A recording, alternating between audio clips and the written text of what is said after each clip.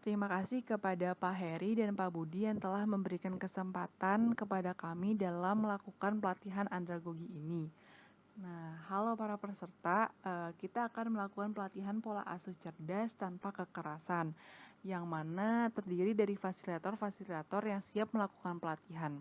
Untuk dapat melakukan pelatihan ini, ada baiknya kita memahami pengetahuan-pengetahuan yang mempunyai relevansi kuat kepada pengasuhan.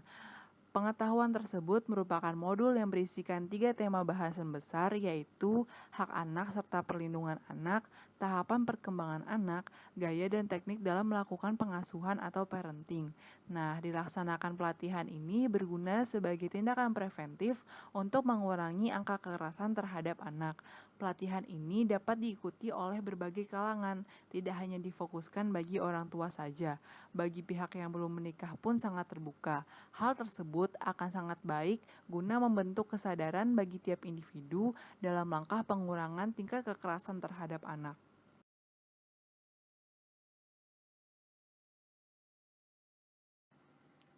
Sebelum kita masuk ke bahasan selanjutnya, mari kita pahami dulu apa itu hak dasar anak. Nah, hak dasar anak itu sendiri merupakan hak yang melekat pada diri seorang anak sejak ia masih dalam kandungan ibunya hingga ia dilahirkan ke dunia. Usia 0 hingga 18 tahun inilah yang dapat disebut sebagai fase kanak-kanak, di mana fase tersebut penting dalam kehidupan manusia. Nah, dalam fase ini, anak harus mendapatkan hak-hak mereka karena masa perkembangan seorang anak akan sangat menentukan kehidupan anak nanti ke depannya. Sehingga perlu adanya upaya dari orang-orang dewasa maupun orang tua untuk dapat memenuhi hak-hak dasar seorang anak. Hak dasar anak yang pertama yaitu hak kelangsungan hidup. Hak kelangsungan hidup itu sendiri merupakan sebuah kewajiban bagi setiap orang tua dan orang dewasa. Nah, menjaga hak hidup anak antara lain dengan menyediakan keperluan sandang, pangan, dan tempat tinggal yang layak bagi seorang anak. Selain itu, mendapat akta kelahiran adalah salah satu bagian dari hak hidup. Hak kelangsungan hidup itu meliputi hak untuk melestarikan dan mempertahankan hidup dan hak memperoleh standar kesehatan tertinggi dan perawatan yang sebaik-baiknya. Hak dasar anak yang kedua yaitu hak tumbuh kembang. Di sini anak juga memiliki hak untuk bertumbuh dan berkembang, bahkan sejak masih dalam kandungan. Salah satu cara untuk memenuhi hak tumbuh kembang anak adalah dengan memastikan mereka mendapatkan gizi yang seimbang serta pelayanan kesehatan yang baik. Hak tumbuh kembang meliputi hak memperoleh pendidikan dan hak mencapai standar hidup yang layak bagi perkembangan fisik, mental, spiritual, moral, dan sosial. Hak dasar anak yang ketiga yaitu hak perlindungan. Nah, lingkungan yang penuh dengan kasih sayang tentu akan sangat mendukung tumbuh kembang seorang anak. Itu sebabnya anak harus dilindungi dari berbagai kekerasan seperti di dalam rumah tangga, sekolah, eksploitasi fisik dan sosial, dan berbagai kekerasan lainnya. Hak perlindungan itu sendiri meliputi perlindungan dari diskriminasi, eksploitasi, kekerasan, dan keterlantaran. Hak dasar anak yang keempat yaitu hak berpartisipasi. Nah, anak juga memiliki hak untuk berpartisipasi dan mengeluarkan pendapatnya. Hak berpartisipasi juga meliputi hak untuk menyampaikan pendapat, mengeluarkan pendapat dalam musyawarah keluarga, berkeluh kesah, dan memilih pendidikan sesuai minat dan bakatnya. Hak berpartisipasi tersebut meliputi hak untuk menyatakan pendapat dalam segala hal yang dapat mempengaruhi seorang anak. Nah, jika keempat hak dasar tersebut tercukupi, tentu semua anak akan tumbuh dengan pribadi-pribadi yang intelektual dan bisa berekspresi sesuai dengan usianya. Untuk itu, para pemerintah memiliki kewajiban bagi perlindungan hak anak dan pengurangan terjadinya pelanggaran atas hak anak. Dengan demikian, semua anak yang ada di Indonesia dapat terjamin apa yang seharusnya diperoleh.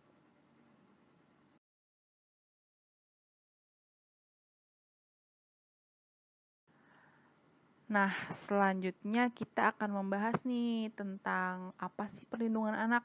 Nah, perlindungan anak itu sendiri merupakan segala kegiatan, untuk menjamin dan melindungi anak dan tentunya hak-haknya agar dapat hidup, tumbuh, berkembang, dan berpartisipasi secara optimal sesuai dengan harkat dan martabat kemanusiaannya, serta mendapatkan perlindungan dari kekerasan dan diskriminasi. Oleh karena itu, pemenuhan dari semua itu harus optimal agar seorang anak dapat mendapatkan hak-hak yang memang dibutuhkan oleh anak tersebut. Nah, anak-anak yang seharusnya mendapatkan jaminan sosial dalam kehidupan bermasyarakat, tetapi justru malah sebaliknya, kesengsaraan sosial yang mereka dapati di lingkungannya. Nah, di Indonesia sendiri saja bisa dilihat contoh dari hal tersebut. Antara lain, banyak anak di bawah umur yang dijadikan gelandangan, pengamen, pedagang asongan di jalanan, dan yang lebih lagi kecamnya itu yaitu penjualan bayi dan balita. Konteks ini menunjukkan bahwa pelanggaran hak anak dilakukan oleh orang-orang terdekat. Mereka sendiri yang melakukan eksploitasi. Nah, penegakan hukum yang tegas sangat diperlukan agar anak merasa nyaman untuk beraktivitas sehari-hari. Namun, program-program dari pemerintah yang diterapkan tidak mencapai hasil yang diharapkan dan sama sekali belum memuaskan bagi anak-anak yang merasa kurang pemenuhan haknya. Hal ini tidak merubah situasi anak-anak agar dapat keluar dari dunia jalanan yang kejam bagi diri mereka dan dari waktu ke waktu semakin merajalela. Dengan adanya peningkatan terhadap undang-undang terhadap anak, diharapkan kualitas dari pribadi anak akan terjamin dan terhindar dari persoalan yang berhubungan dengan pelanggaran hak-hak yang seharusnya diterima oleh anak tersebut. Selanjutnya adalah jeng jeng jeng, apakah kita pernah melakukan kekerasan pada anak? Coba ya kita berkaca, mungkin dari kita pernah nih yang namanya melakukan kekerasan. Kekerasan sendiri itu meliputi yang pertama nih ada kekerasan fisik. Kekerasan fisik sendiri yaitu berusaha untuk memukul dengan alat ataupun tanpa alat, mencubit, menyentil, menjewer, menampar, ataupun menjambak. Yang kedua, ada kekerasan emosional. Kekerasan emosional itu sendiri yaitu menyebut anak dengan perkataan nakal, bodoh, malas. Ada lainnya yaitu dengan membentak, mengancam, ataupun mempermalukan seorang anak. Nah, yang ketiga ada kekerasan seksual. Kekerasan seksual itu sendiri meliputi yaitu mencium anak meski anak itu menolak, membiarkan anak menonton atau melihat adegan seksual. Yang terakhir yaitu pengabaian. Nah, di sini meliputi tidak memenuhi kebutuhan dasar anak seperti makan, minum, pakaian, dan kebersihan tubuh. Yaitu selanjutnya adalah mengacuhkan dan mengurung anak tersebut. Nah, apakah kalian pernah? Coba tanya pada diri sendiri, apa kita pernah melakukan tindakan tersebut? Jika pernah, hati-hatilah karena kekerasan adalah candu. Yang selanjutnya adalah apa saja sih dampak dari kekerasan pada anak? Yang pertama adalah depresi, yang kedua ada kecemasan berlebih, yang ketiga ada stres, dan yang keempat ada trauma. Selanjutnya, modul materi yang akan dibawakan dalam pelatihan ini adalah terkait dengan tahapan perkembangan. Kenapa harus tahapan perkembangan? Karena setiap orang tua butuh mengetahui tentang kebutuhan dan tugas perkembangan dari masing-masing fase hidup manusia. Maka yang harus kita sampaikan pertama kali adalah terkait dengan perkenalan fase-fase perkembangan manusia. Nah, di tahap materi ini, peserta akan terus diberi pertanyaan supaya aktif sharing dengan latar belakangnya masing-masing. Di sini kita akan membahas bersama-sama terkait tugas dan fungsi perkembangan di masing-masing fase kehidupan manusia, mulai dari bayi, anak-anak, usia bermain, usia sekolah, adolesen, dewasa awal, kemudian dewasa, hingga sampai ke usia tua. Maka setelah semua bisa sharing pengalamannya masing-masing atau pengetahuannya masing-masing, kita bisa menyimpulkan bersama-sama fase-fase yang telah disebutkan oleh peserta ditambahkan dengan fase-fase yang berasal dari para ahli supaya pengetahuan yang disampaikan bisa lebih akurat lagi. Nah, setelah kita mengetahui fase-fase perkembangan manusia secara umum keseluruhan, barulah kita masuk kepada fase yang difokuskan pada tahap perkembangan anak-anak. Untuk materi yang kedua, kita mulai fokus dengan tahapan perkembangan anak-anak, di mana di tahapan inilah kekerasan dari pola asuh orang tua rentan terjadi, karena ada banyak perubahan besar secara signifikan yang akan memengaruhi beberapa aspek-aspek khusus pada anak seperti aspek fisik, kognitif, bahasa, emosi, dan sosial. Di perkembangan anak juga dibagi lagi menjadi beberapa fase, termasuk pada bayi, balita, usia bermain, sampai usia sekolah awal. Maka dari itu, setiap fase yang ada tugas dan fungsi perkembangannya, orang tua harus bisa menjadi pendamping dalam memenuhi kebutuhan-kebutuhan perkembangan di setiap fasenya, sehingga orang tua bisa melakukan pola asuh yang sesuai dengan kebutuhan dan tingkatan perkembangan anak. Nah, setelah tahapan-tahapan perkembangan ini kita pahami bersama, maka diharapkan orang tua bisa menentukan sendiri bagaimana pola asuh yang tepat tanpa kekerasan, karena pada akhirnya orang tua yang mengetahui kebutuhan anaknya, sehingga apa yang dilakukan orang tua tidak hanya berdasarkan emosi saja, tapi dicerna melalui berbagai pengetahuan yang telah dipahami bersama.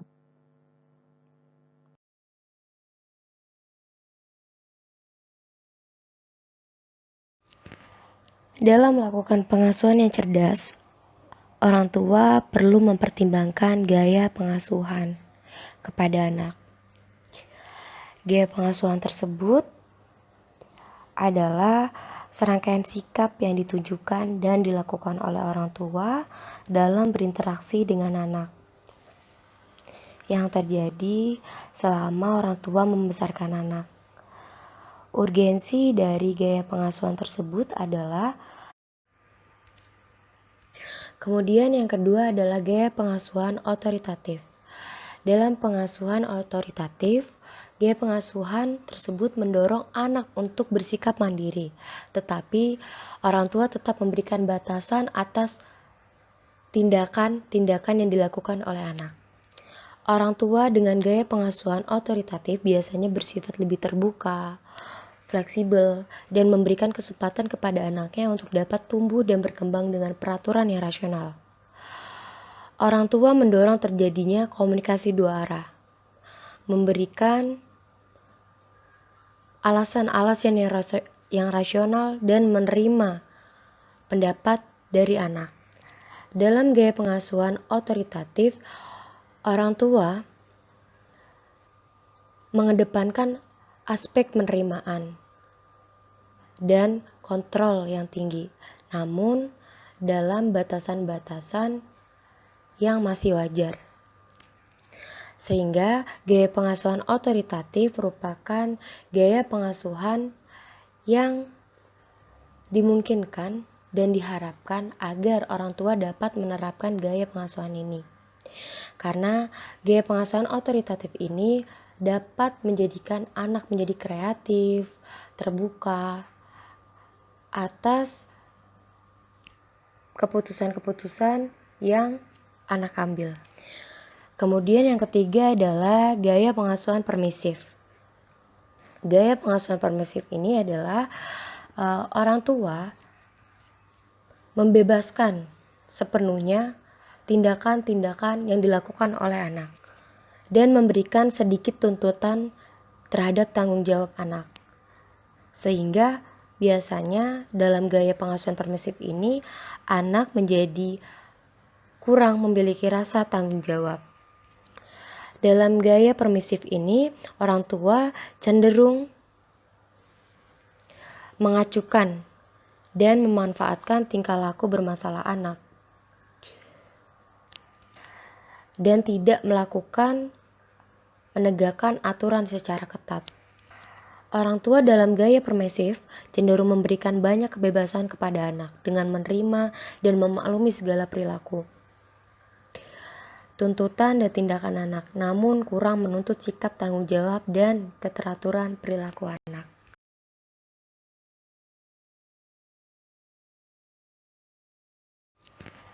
Dalam melakukan pengasuhan yang cerdas, orang tua perlu mempertimbangkan gaya pengasuhan kepada anak. Gaya pengasuhan tersebut adalah serangkaian sikap yang ditunjukkan dan dilakukan oleh orang tua dalam berinteraksi dengan anak yang terjadi selama orang tua membesarkan anak.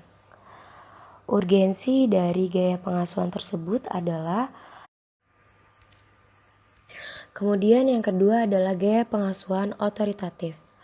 Dalam pengasuhan otoritatif, gaya pengasuhan tersebut mendorong anak untuk bersikap mandiri, tetapi orang tua tetap memberikan batasan atas tindakan-tindakan yang dilakukan oleh anak.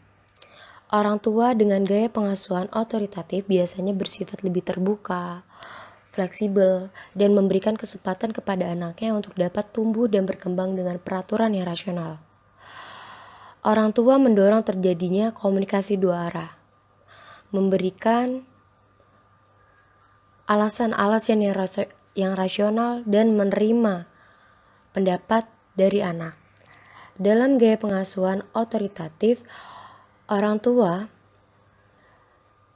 mengedepankan aspek penerimaan dan kontrol yang tinggi, namun dalam batasan-batasan yang masih wajar. Sehingga gaya pengasuhan otoritatif merupakan gaya pengasuhan yang dimungkinkan dan diharapkan agar orang tua dapat menerapkan gaya pengasuhan ini. Karena gaya pengasuhan otoritatif ini dapat menjadikan anak menjadi kreatif, terbuka atas keputusan-keputusan yang anak ambil. Kemudian yang ketiga adalah gaya pengasuhan permisif. Gaya pengasuhan permisif ini adalah orang tua membebaskan sepenuhnya tindakan-tindakan yang dilakukan oleh anak dan memberikan sedikit tuntutan terhadap tanggung jawab anak. Sehingga biasanya dalam gaya pengasuhan permisif ini anak menjadi kurang memiliki rasa tanggung jawab. Dalam gaya permisif ini orang tua cenderung mengacukan dan memanfaatkan tingkah laku bermasalah anak dan tidak menegakkan aturan secara ketat. Orang tua dalam gaya permisif cenderung memberikan banyak kebebasan kepada anak dengan menerima dan memaklumi segala perilaku, tuntutan dan tindakan anak, namun kurang menuntut sikap tanggung jawab dan keteraturan perilaku anak.